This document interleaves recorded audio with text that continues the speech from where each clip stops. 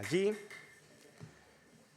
Y nosotros, desde el grupo de adolescentes, queremos tomar este tiempo que la Iglesia reserva todos los años, a veces 1 o 2 veces al año, para que los chicos se impliquen en el desarrollo del culto.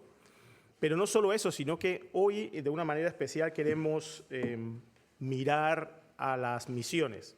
Juventud y Misiones es el título de este culto especial, pero en esta mañana queremos hacer un doble énfasis. En la iglesia perseguida, que es perseguida también, los jóvenes son perseguidos, y no en un tercer país, por decirlo así, un país musulmán, sino un país como México. Entonces vamos a ver ahora un vídeo de una niña que es perseguida. Y nuestros hijos, nuestros jóvenes, van a hacer 3 lecturas. Así que la primera lectura la va a hacer Amy, que va a pasar por aquí, que viene con esa sonrisa que nos ilumina y con ese entusiasmo. Va a hacer una lectura de 1 Timoteo. Así que vamos a escuchar la lectura de la palabra y después vamos a ver ese primer vídeo.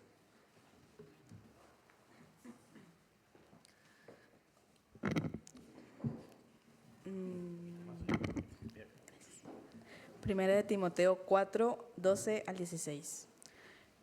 Ninguno tenga en poco tu juventud, sino sé ejemplo de los creyentes en palabra, conducta, amor, espíritu, fe y pureza. Entre tanto que voy, ocúpate en la lectura, la exhortación y la enseñanza. No descuides el don que hay en ti, que te fue dado mediante profecía con la imposición de las manos del presbiterio. Ocúpate de estas cosas, permanece en ellas, para que tu aprovechamiento sea manifiesto a todos. Ten cuidado de ti mismo y de la doctrina. Persiste en ello, pues haciendo esto te salvarás a ti mismo y a los que te oyeren.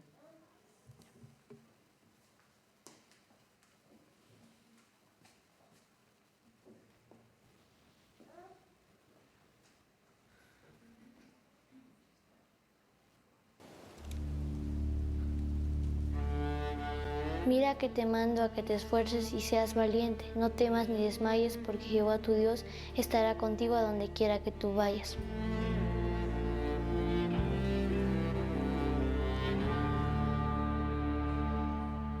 Yo pienso que Dios ayuda.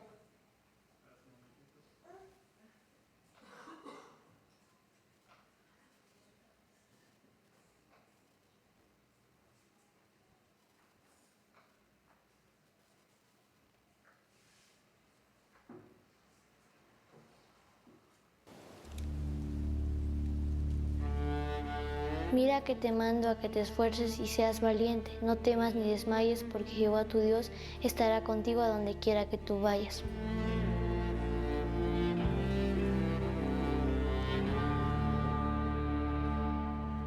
Yo pienso que Dios ayuda a los niños cuando están asustados de la manera en que les dice o les habla, diciéndoles no tengas miedo, yo aquí estoy, yo soy tu padre, yo aquí estoy cuidando de ti y tengo un plan mejor para ti.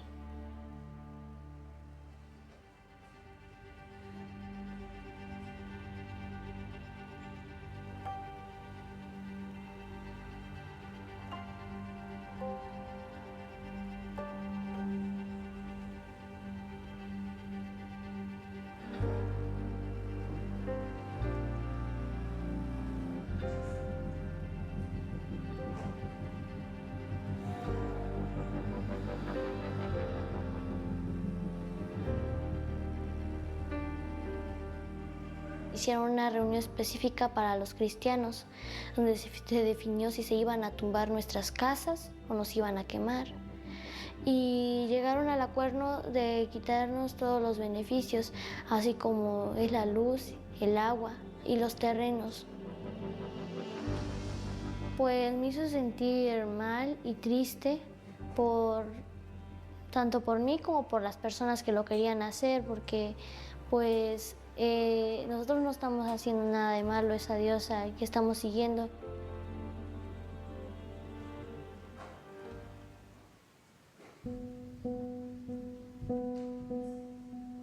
pues yo tenía, como todavía iba a la escuela, pues yo tenía que hacer mi tarea temprano, cuidar de que el tiempo sí me alcanzara porque no lo podía hacer en la noche.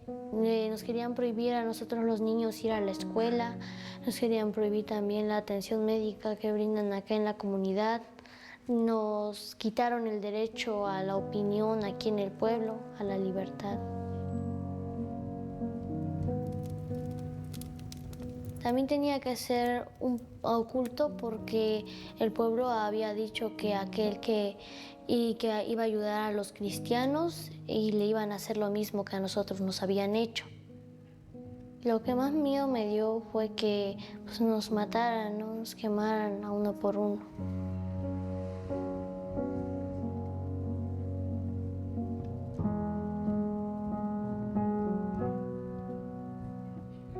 Principios, a las primeras reuniones se encarcelaron a mi esposo y otros hermanos. Pues decía, ¿qué voy a hacer? Pues mis hijas pues estaban tristes, que, pues, pensando, ¿no? ¿Qué va a pasar? ¿Qué vamos a hacer? Yo veía a mis hijas pues tristes en momentos porque pues ya no había luz, ya no podían.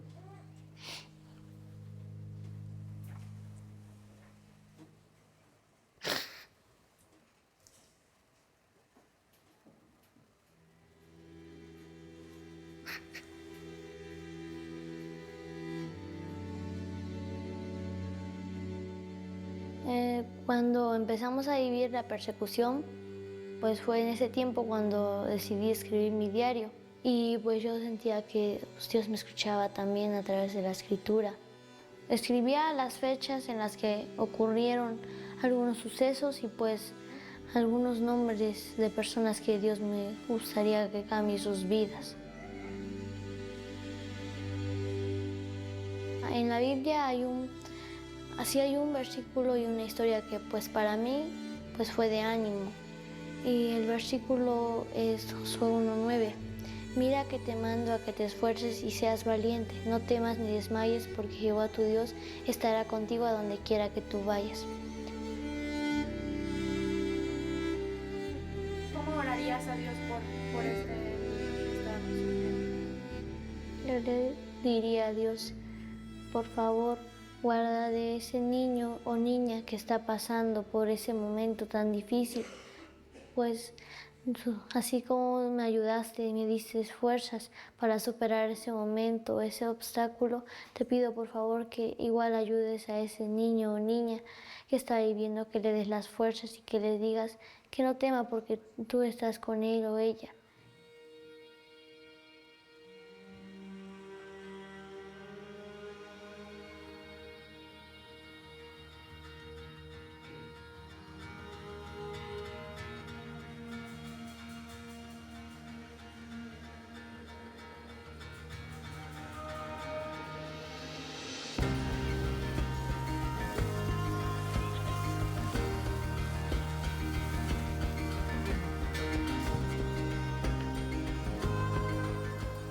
Pues nos hablaban mucho del perdón, que hay que perdonarlos. Pues fue eso lo que, pues, mi corazón fue sanando. Pues también dándonos palabras de ánimo, ¿no? Porque pues eso fue un momento duro el que vivimos y pues palabras de ánimo era lo que necesitábamos y pues cuando ellos nos hablaban.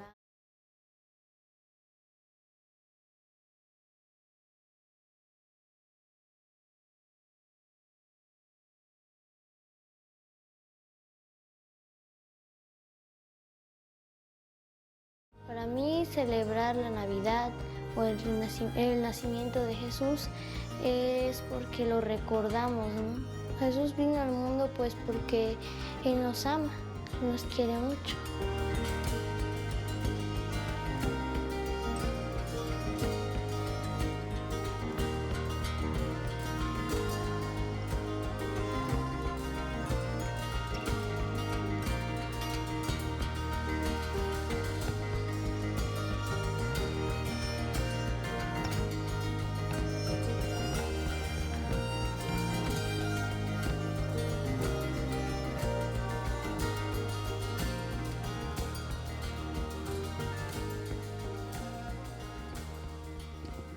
Muy bien, hermanos, este mensaje, este testimonio muy pertinente para estas fechas, ¿no? En la que estamos acercándonos a la celebración de la Navidad.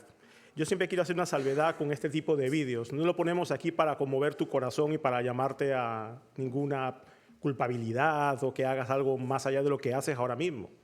Es solamente para que veas lo que ocurre en otras partes del mundo. Este ensimismamiento en el que estamos tan acostumbrados a estar solamente se rompe viendo a la cara a las personas que sufren.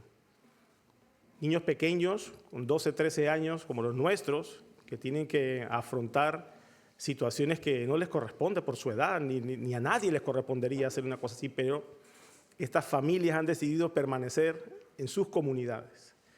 Y es tremendo, es tremendo. Ninguno tenga en poco tu juventud, dice el pasaje que hemos leído, que leyó Amy, sino sé ejemplo. Y hablaremos un poquito de eso después.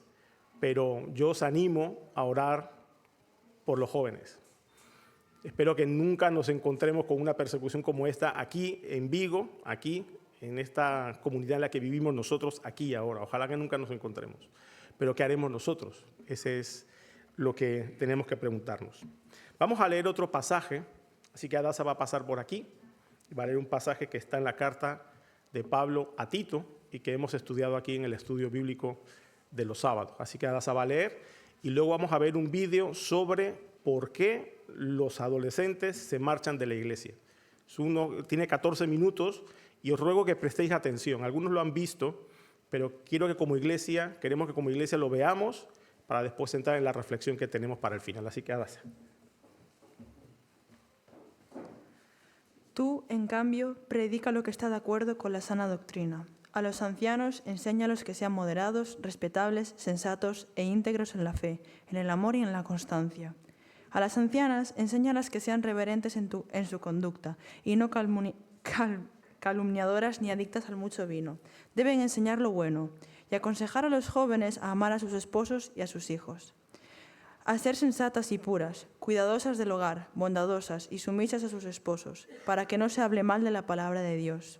A los jóvenes, exhórtalos a ser sensatos. Con tus buenas obras, dales tu mismo ejemplo en todo. Cuando enseñes, hazlo con integridad y seriedad, y con un mensaje sano e intachable. Así se avergonzará cualquiera que se oponga, pues no podrá decir nada malo de nosotros. Si quieres ver todo lo que puede hacer hoy en día la IA, tienes que echarle un vistazo a Wix. Y tenían amigos cristianos. Y luego veamos este gráfico sobre adolescentes. Estos números corresponden a jóvenes que crecieron en la iglesia, asistían todos los domingos, participaban de las actividades y tenían amigos cristianos. Y luego algo pasó.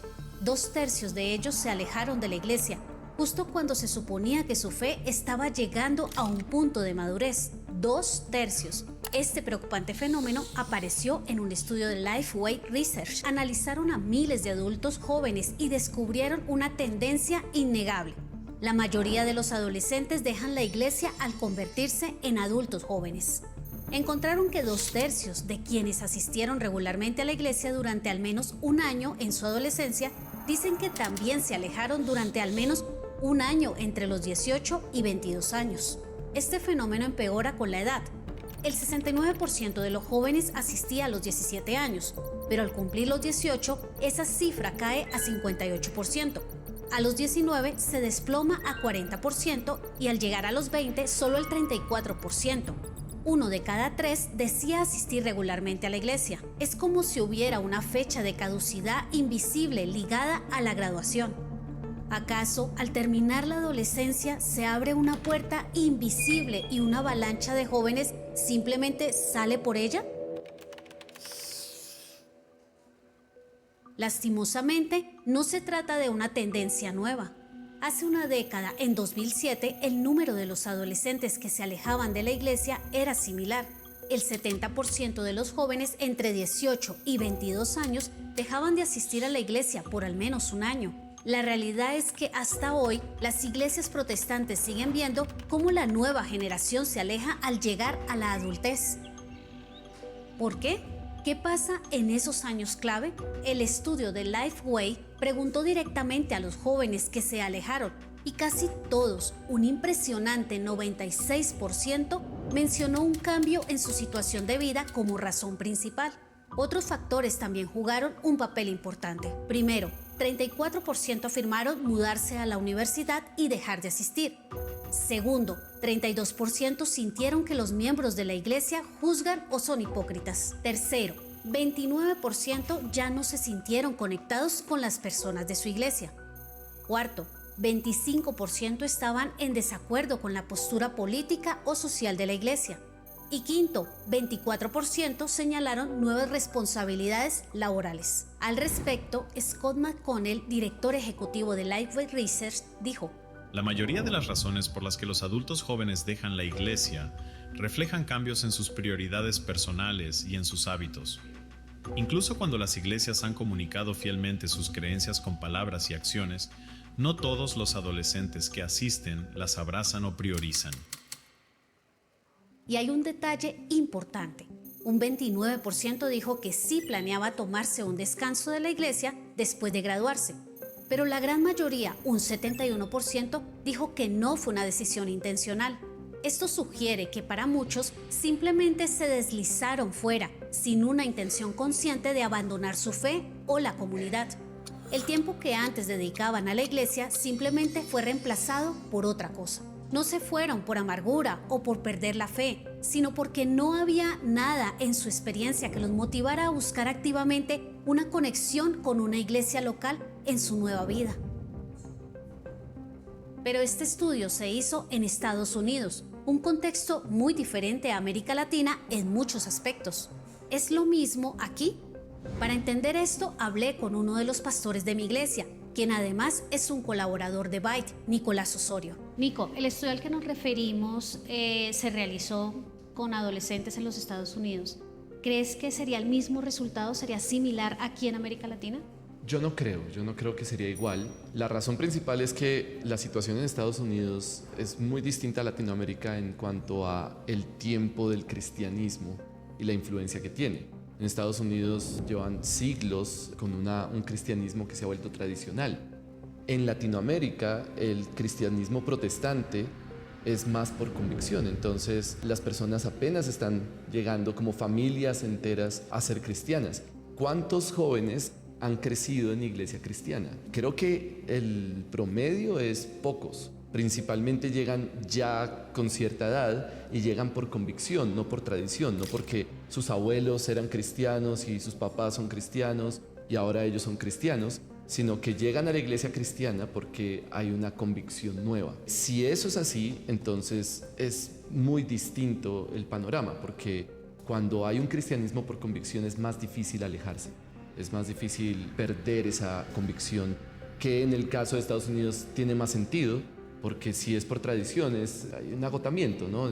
Se cansan, ya no quiero hacer esto porque no es mi convicción, es la tradición de mi familia, pero no es lo que yo creo. En ese sentido, la permanencia en la fe no puede basarse únicamente en la herencia familiar. Cuando la tradición no se transforma en convicción personal, el distanciamiento se vuelve casi inevitable. Esto no significa que el fenómeno no exista en América Latina. Nicolás cree que sí puede verse especialmente en los hijos de creyentes, la segunda o tercera generación, donde la fe podría volverse más tradicional. Pero entonces ¿eso aplicaría para cristianos de segunda generación? Es posible, porque finalmente en la adolescencia sí hay una crisis en muchas áreas, ¿no? En muchos aspectos justamente de convicciones. Y si es un niño que ha crecido en la iglesia cristiana, muy seguramente se va a preguntar si eso es lo que cree. Pero volvemos al mismo tema, el punto es convicción. Si el niño crece en la iglesia de una manera simplemente tradicional, pues es muy fácil que se va a alejar porque va a preguntarse si esa es su convicción, y si llega a la conclusión de que no es su convicción, se va a alejar. Ahora, ¿será que los jóvenes realmente se alejan del Evangelio de Jesucristo? ¿O simplemente rechazan un sistema religioso?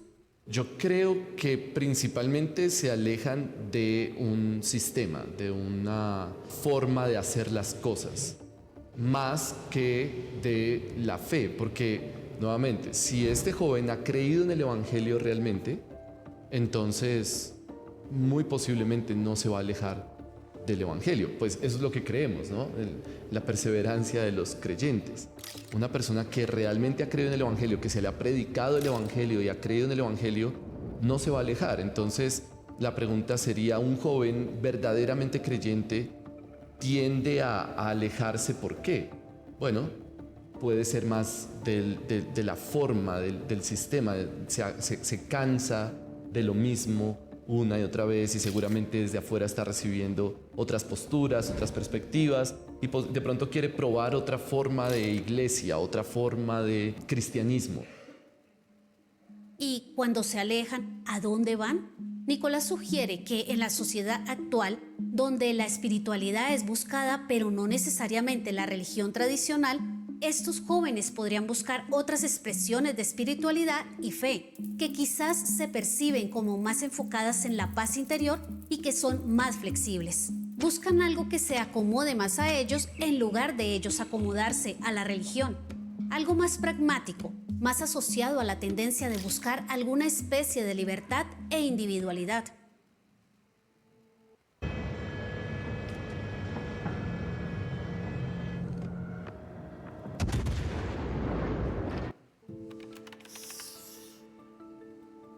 Entonces, ¿qué podemos hacer?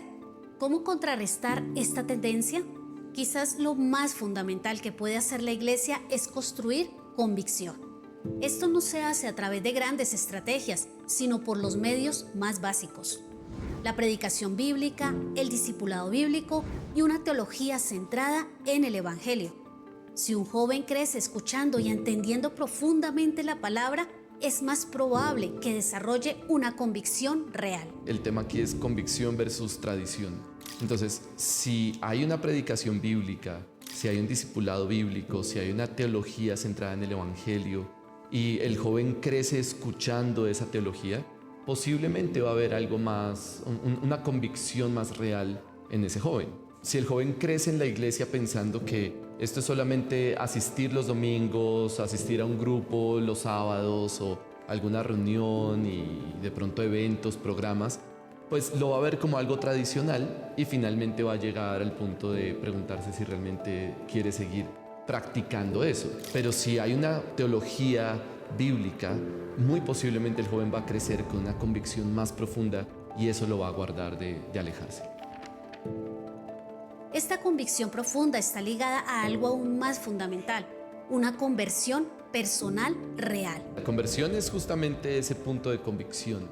La conversión es el momento en que una persona, ya sea joven o adulta, es consciente de su pecado, pero al mismo tiempo es consciente de que el Evangelio es verdad. Y entonces abraza el Evangelio como la única esperanza que tiene para abordar el problema de su propio pecado. Si eso sucede en un adolescente, va a ser muy difícil que esa persona se aleje de la fe. Nuevamente, ¿por qué? Porque creemos en la perseverancia de los creyentes. Dios sostiene a su pueblo y no va a permitir que sus hijos se alejen. Entonces, si hay una conversión real, no va a negar la fe, no va a apostatar de la fe. Y a eso es a lo que las iglesias deberían apuntar, no a mantener a la gente con programas y eventos superficiales, sino con una predicación del Evangelio que asegure conversiones genuinas. Pero esta convicción no es algo que se viva de manera individual. La comunidad juega un rol vital.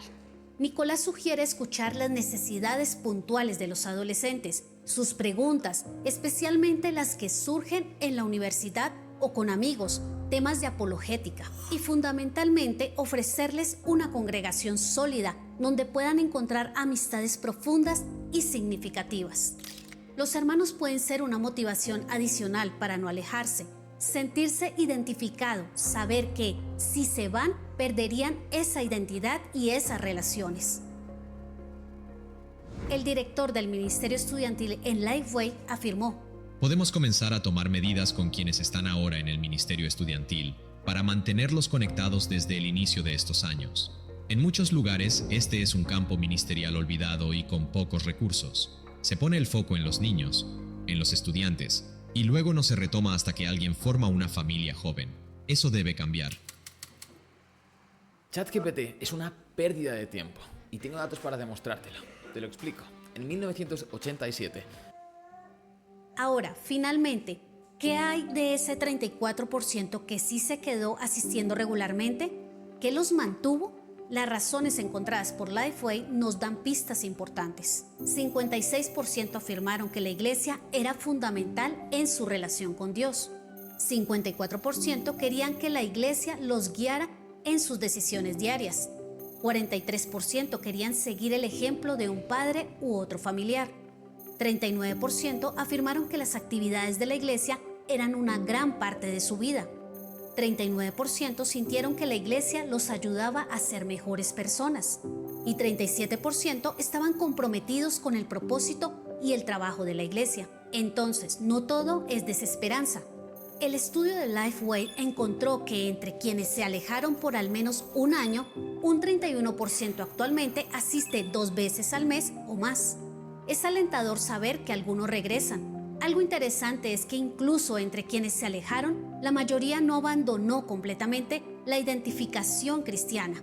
7 de cada 10 de quienes asistieron a una iglesia protestante en su adolescencia dicen identificarse como protestantes ahora. El estudio concluye que aunque algunos rechazan la fe de su infancia, la mayoría está eligiendo mantener muchas de sus creencias, pero con una dosis menor de iglesia. Pero la cifra contraria es un llamado de atención. Cuando alguien se aleja en esos años, hay un 69% de probabilidad de que no regrese. Esto subraya la importancia crítica de esos años de transición. Así, el desafío es real. Las estadísticas lo demuestran.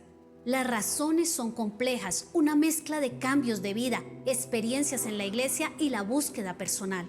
Y en contextos como América Latina, la distinción entre fe por tradición y fe por convicción añade otra capa de complejidad. No es suficiente con programas superficiales. La clave está en fomentar una convicción profunda, ligada a una conversión genuina, nutrida por la palabra de Dios y sostenida por una comunidad auténtica que escucha y acompaña. ¿Y tú qué piensas? De las razones más frecuentes para alejarse, ¿cuáles ves manifestadas en tu contexto e iglesia? Si la convicción es clave para la perseverancia, ¿cómo pueden nuestras iglesias hacer un mayor énfasis en el discipulado y la predicación a los adolescentes? ¿En qué medida crees que se trata de un campo ministerial olvidado en América Latina y cómo podemos fortalecerlo?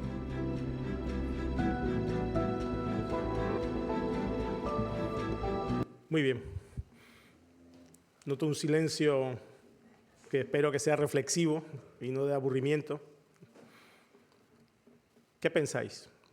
¿Qué preguntas os surgen? ¿Qué dudas suscitan estas estadísticas, estas palabras que hemos escuchado? Creo que es importante que nos enfrentemos a esta realidad. Si os fijáis, la cantidad de niños que suben son un montón. Y el grupito de los mayores pronto va a ser también adolescente. Y los que son adolescentes ahora van a seguir creciendo, como es normal. Así que hay un campo de misión aquí que debemos tener en cuenta, que es fundamental. Esto es una cuestión de todos nosotros, de prestarnos atención más unos a otros, de subrayar la idea de la convicción que debemos hacer profundizar en otros. Posiblemente tú y yo estamos siendo un ejemplo para que los demás se acerquen al Señor o se alejen de Él. Esa es parte de nuestra responsabilidad. Vamos a hacer una última lectura y voy a invitar a Josué que venga por aquí para leer el texto en el que vamos a reflexionar durante un ratito y después terminaremos.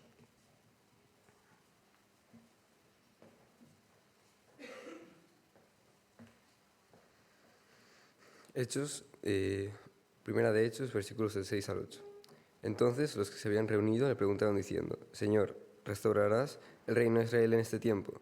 Y les dijo: No os toca a vosotros saber los tiempos o las sazones que el Padre puso en su sola potestad, pero recibiréis poder cuando haya venido sobre vosotros el Espíritu Santo, y me seréis testigos en Jerusalén, en toda Judea, en Samaria y hasta lo último de la tierra.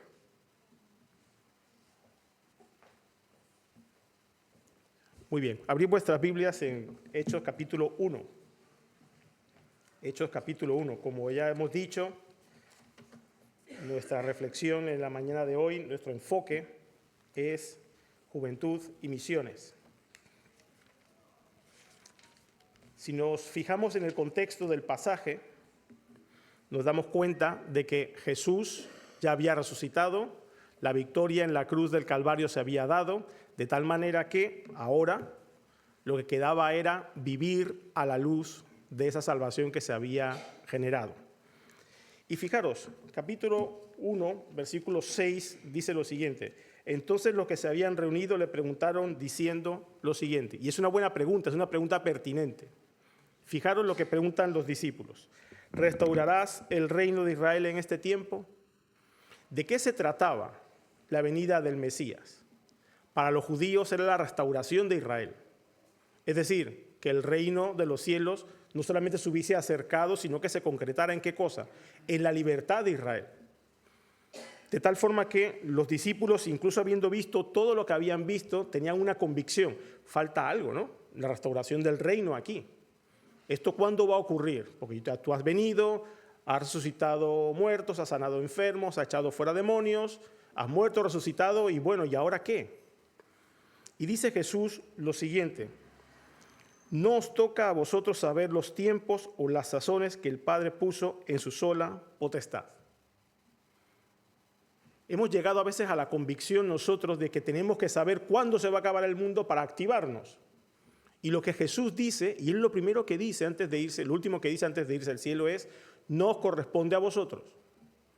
¿Cuándo va a ser restaurado el reino o cuándo va a ser el fin del mundo? Eso no os importa a vosotros.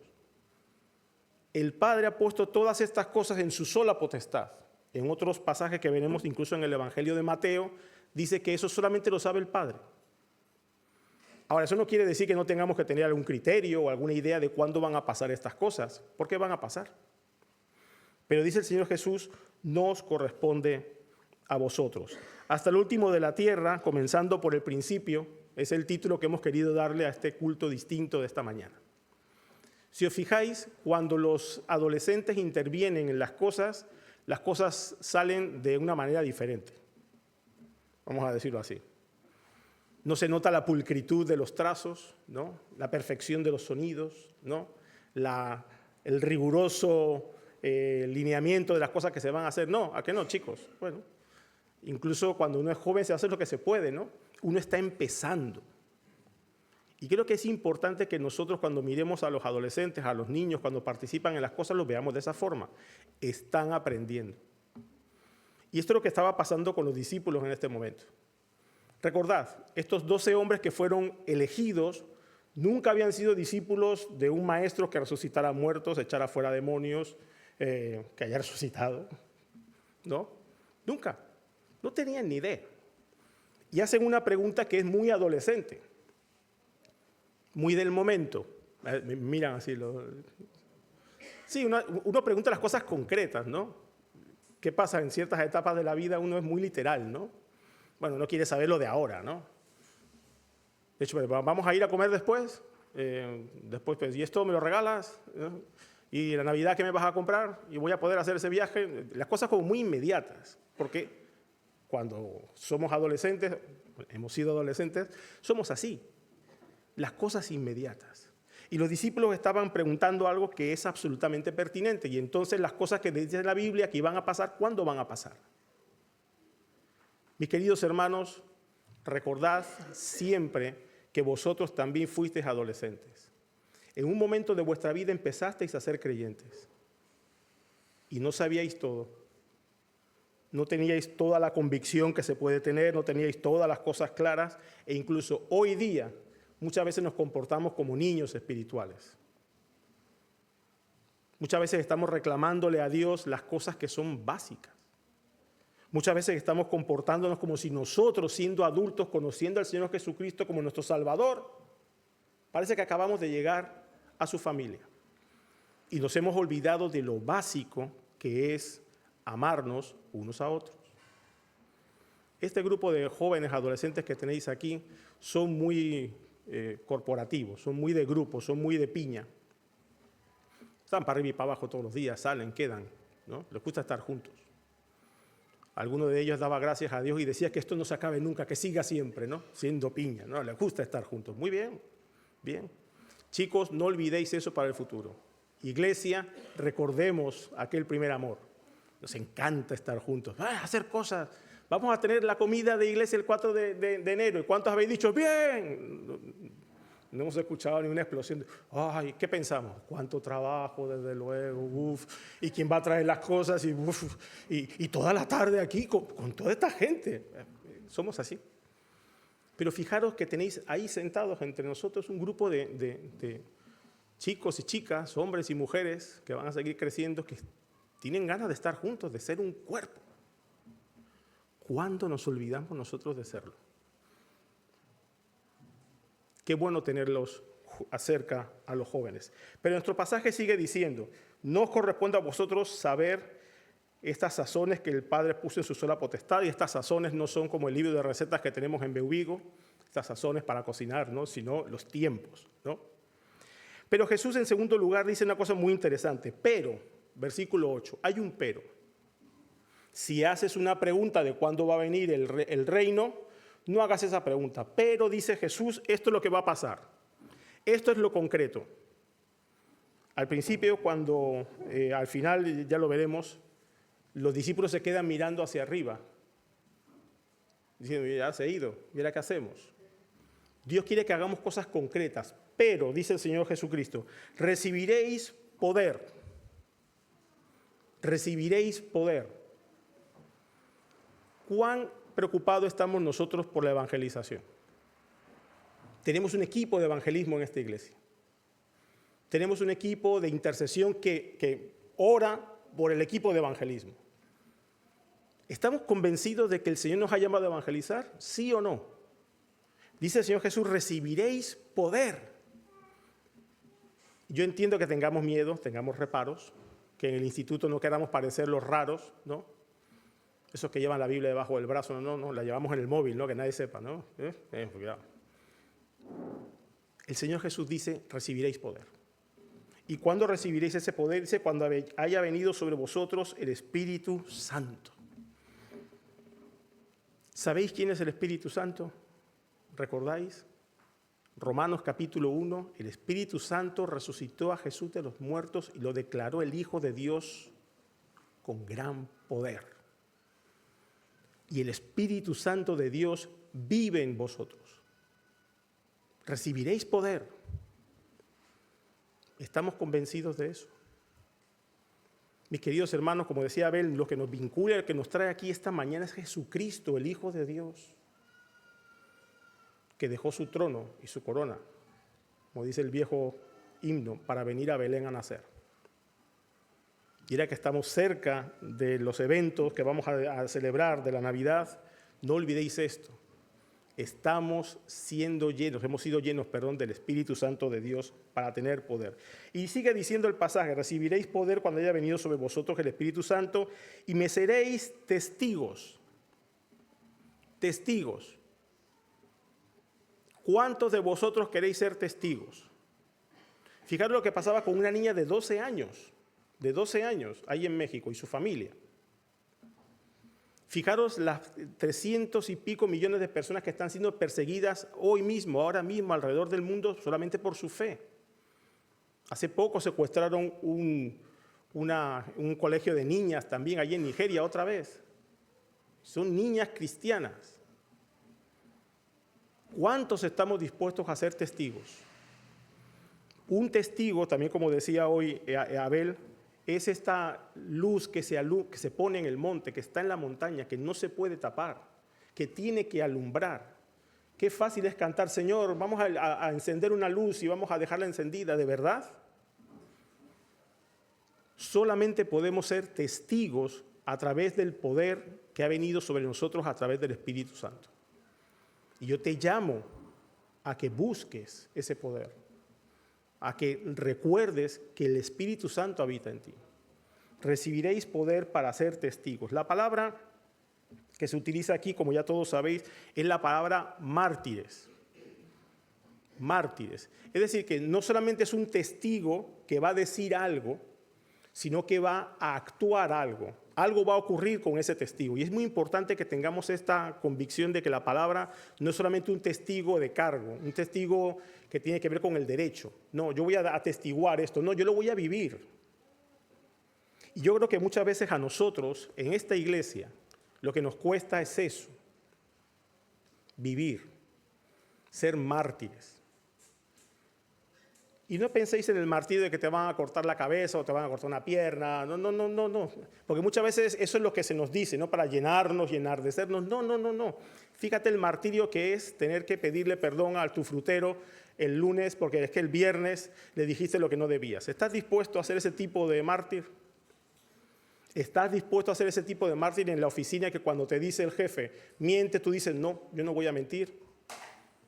Tú eres ese mártir que paga sus impuestos aunque te duela. Qué martirio, ¿no? ¿Somos testigos, sí o no? Esa es la gran pregunta que tenemos. Hay veces que nos parece que es más fácil ser testigos y ahora estamos entrando en ese ir hasta el último de la tierra. Somos testigos de lo último de la tierra. Pero fijaros cómo sigue el pasaje.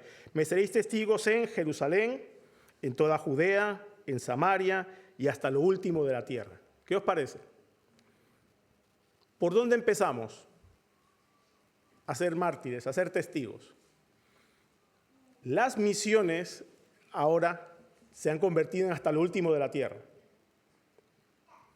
Y qué bueno ser mártires, ¿no? Cuando dicen, no, vamos a apoyar a MPI. Ah, sí, el domingo que viene, cuando tengamos el culto unido, voy a sacar mi billetón allí. MPI, hasta lo último de la tierra. Mis queridos hermanos, vamos a ser sinceros. Es mucho más fácil ser mártir así, ¿no? Lo último, ya van otros, ¿no? Operación Tránsito, van otros allí. Pero en esta mañana queremos enfocarnos a que para llegar a lo último de la tierra tenemos que empezar por el principio. ¿Y cuál es el principio según este pasaje? Jerusalén. Es decir, lo más cerca de los discípulos. Ellos estaban allí a las afueras de Jerusalén, así que me seréis testigos en Jerusalén lo primero. ¿Y vosotros a dónde estáis siendo testigos ahora mismo? Yo quiero animaros, y vamos a pensar en primer lugar en 1 Timoteo capítulo 4 que leyó Amy. Ninguno tenga en poco tu juventud, si no sé, ejemplo. ¿Y cuál es vuestra parte? Vuestra parte del pasaje es ninguno tenga en poco tu juventud. Vosotros sois los ningunos. ¿Qué pensamos de los jóvenes? Bueno, están en es que los chavales es que no dan pie con bola, vamos a dejar. No. Tienen que empezar. Jacob, te felicito por tu oración esta mañana. ¿No se te saltan las lágrimas? Tenemos una escuela dominical que está enseñando a vuestros hijos, que está enseñándoles el camino para la salvación. Si es que no se trata de que nos agraden como padres, se trata de su vida eterna. Se trata de que pidan perdón por sus pecados. No están allí siendo entretenidos. Se les está enseñando la palabra de Dios que puede salvar su vida. Y fijaros, se han bautizado. Y qué bien ver a Jacob orar por los símbolos. Gloria a Dios. Tenemos que empezar por nuestra Jerusalén, que es nuestra casa. Satura tu casa de la palabra de Dios. No, es que yo no tengo estudios. Da igual, abre la palabra de Dios, lee los salmos, lee los proverbios. Pide ayuda, busca un discipulado para tus hijos. Empecemos por nuestro Jerusalén. Sí, podemos ir hasta el último de la tierra y tenemos que ir hasta el último de la tierra. Sí, claro que sí. Y os invito a dar vuestro billetón, como he dicho antes, para MPI. Hay que apoyar hasta el último de la tierra. Pero pensad en vuestro Jerusalén. No seáis indolentes como padres. Traed a vuestros hijos a la iglesia. Obligadles a ir a las reuniones de adolescentes. Sí. No, yo no obligo a mis hijos. Yo te animo a que les obligues, que les empujes un poco a estar. Tienen que estar. Chicos, tenéis que venir a la reunión de oración. Claro que sí. Es en Jerusalén. Tenéis que empezar por aquí. Tenemos que estar implicados. Hemos visto este vídeo que dice que lo que necesitan nuestros jóvenes, que necesitamos todos, es una conexión real con Dios. ¿Y cómo lo haremos? Si no empezamos desde casa, animándonos unos a otros. Ninguno tenga en poco tu juventud. No seamos esos ningunos que no tienen en cuenta la juventud de los demás. Chicos, aquí para todos, dice aquí, ninguno tenga en poco tu juventud, que somos los demás, pero vosotros sed ejemplo de los creyentes. Cuidad de vuestra salvación. Eso es lo que dice el pasaje. Y no somos vuestra excusa, como dijimos la semana pasada, somos vuestro motivo. Aprended de nuestros errores y aprended a levantaros de nuestros errores. De eso se trata. Ese es el Jerusalén que tenemos que ir levantando. En tercer lugar, dice el pasaje al final, y habiendo dicho estas cosas, dice, Jesús se levantó, se fue al cielo, y viéndolo ellos, fue alzado, y le recibió una nube y lo ocultó de sus ojos. Y estando ellos con los ojos puestos en el cielo, entre tanto que él se iba, y aquí se pusieron junto a ellos 2 varones con vestiduras blancas, los cuales también les dijeron, varones galileos, ¿por qué estáis mirando al cielo? Y mi pregunta para vosotros esta mañana es esa. ¿Por qué estáis mirando al cielo? Cuando uno está mirando al cielo, ¿qué es lo que ocurre? Nada. No estamos viendo nada. Estamos simplemente de pie allí mirando arriba, ¿no? Haced la prueba. Una vez eso me sorprendió en mi barrio, y lo podéis hacer aquí. Poneros al lado de una farola en una esquina y poneros a mirar para arriba así. Y de pronto la gente empieza a mirar para arriba también. Se van parando todo el mundo mirando para arriba. Y dice, ¿qué estás mirando? Y dice, no, nada. Y la gente se para. ¿Qué hacéis mirando hacia arriba? Dice la palabra de Dios al final, este Jesús que habéis visto, que ha sido tomado de vosotros al cielo, así vendrá como la habéis visto ir al cielo. Y en medio de ese irse y de ese volver está esta comisión que hemos recibido. Jerusalén, Judea, Samaria y hasta lo último de la tierra. Pero tenemos que empezar por el principio, que es nuestra casa. Adasa leyó después el pasaje de Tito, y yo quiero que vayáis un momentito allí solamente. Tito capítulo 2.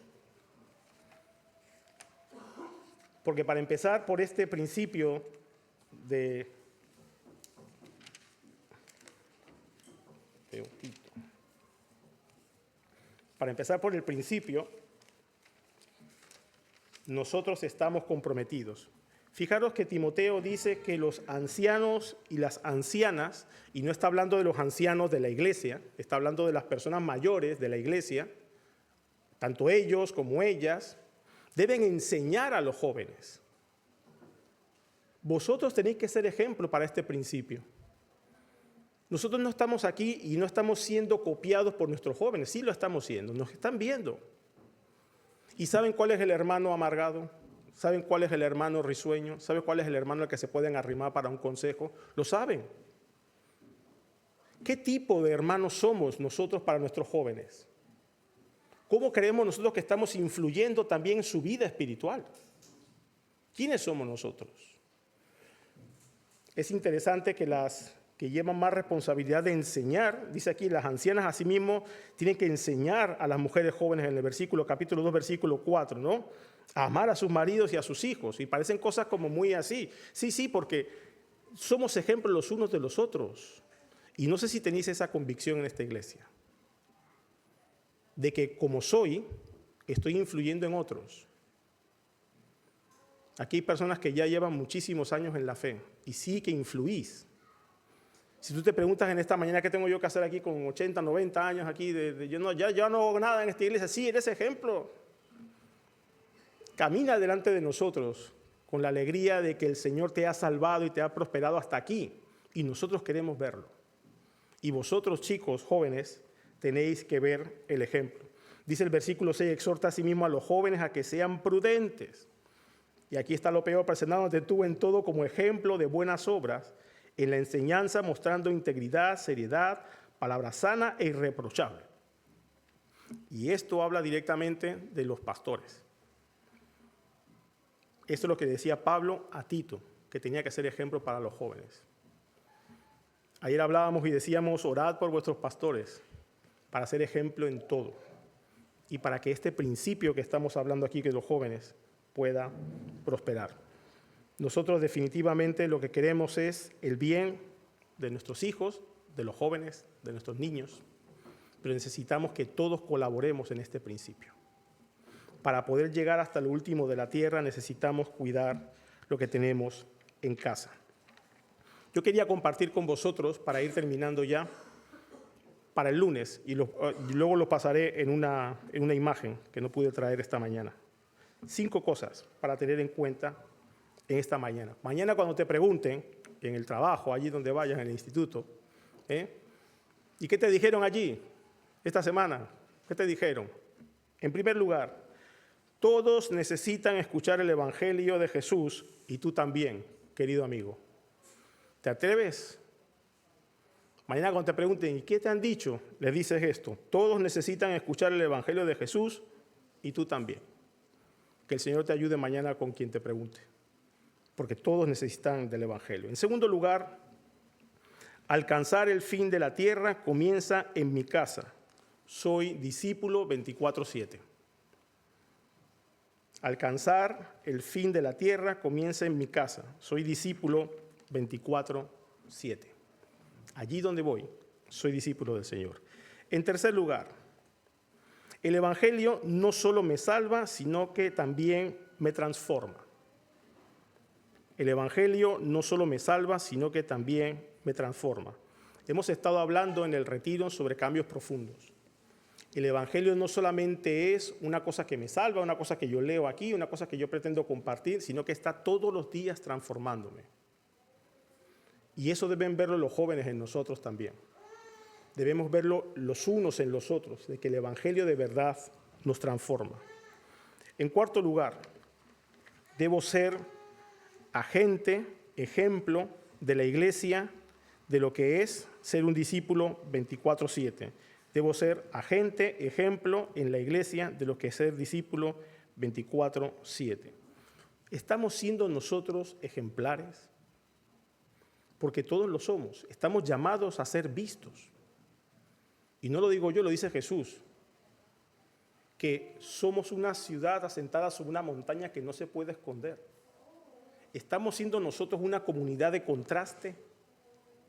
La gente dice, no, yo veo a las personas que van a esa iglesia allí que se les derramaba ahí, ¿no? Y los vecinos ahí, las terrazas, y se asoman aquí y dicen, no, yo veo que esta gente es un ejemplo, son distintos de los demás. Como oraba José, no somos aquí una comunidad de vecinos. Esto no es la peña del Celta de Vigo. Somos la iglesia de Dios. Estamos siendo ese ejemplo, ese contraste.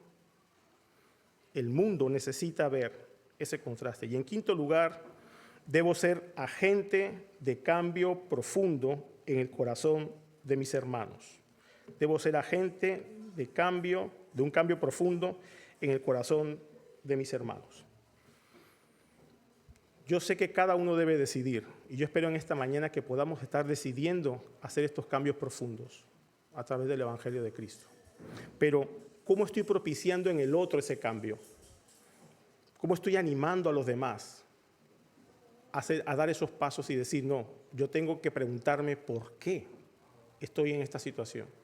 ¿Por qué me estoy alejando de Dios? ¿Por qué no tengo el gozo que necesito de la palabra de Dios? Yo quiero animaros a eso. Vamos a entrar en esta dinámica de pensar en estos cambios profundos. Yo quiero animarte a que estés en esa convicción también. ¿Cómo puedo yo animar a los demás a dar esos pasos? Dice la palabra de Dios que nosotros somos un cuerpo. ¿Cómo te llevas con esa idea de ser un cuerpo? ¿Por qué a veces no nos sentimos conectados? ¿Qué está pasando? Posiblemente lo que está pasando es que nos hemos quedado mirando hacia arriba, en esta ensoñación del Cristo que vuelve. Qué bonito Dios ahí arriba, ¿no? Nos encanta posiblemente encerrarnos en nuestra propia cámara, ¿no? Como la estudiamos en Mateo capítulo 7, ¿no? Allí yo oro, ¿no? Y yo doy con mi mano discreta, ¿no? Yo ayuno, pero cuando salimos de esa relación que tenemos con ese Jesús de arriba, ¿se nota que estamos vinculados o no? ¿O simple y llanamente yo estoy creyendo en un Jesús que un día vendrá? Pero mientras, mis queridos hermanos, somos cuerpo, tenemos que estar integrados, tenemos que estar buscándonos unos a otros. Espero que demos mucho dinero para MPI, pero yo te ruego en el nombre del Señor que empieces por tu Jerusalén. Empieza por tu casa. Empieza por buscar al hermano que tienes cerca. Empieza por escuchar a nuestros jóvenes. Empieza a vincularte en oración por ellos, por nuestros niños. ¿Sabes cómo se llaman los niños de la escuela dominical? Si no lo sabes, pregunta. Oye, ¿cómo se llama tu niño para orar por él? A veces decimos, si no puedes hacer nada ahora. No, orar es todo. Adopta a un joven, adopta a un niño, adopta a un hermano. Voy a orar por ti. Y voy a buscarte para saber qué tal vas. Eso transformará de verdad nuestra comunidad, nuestra iglesia. Vamos a orar.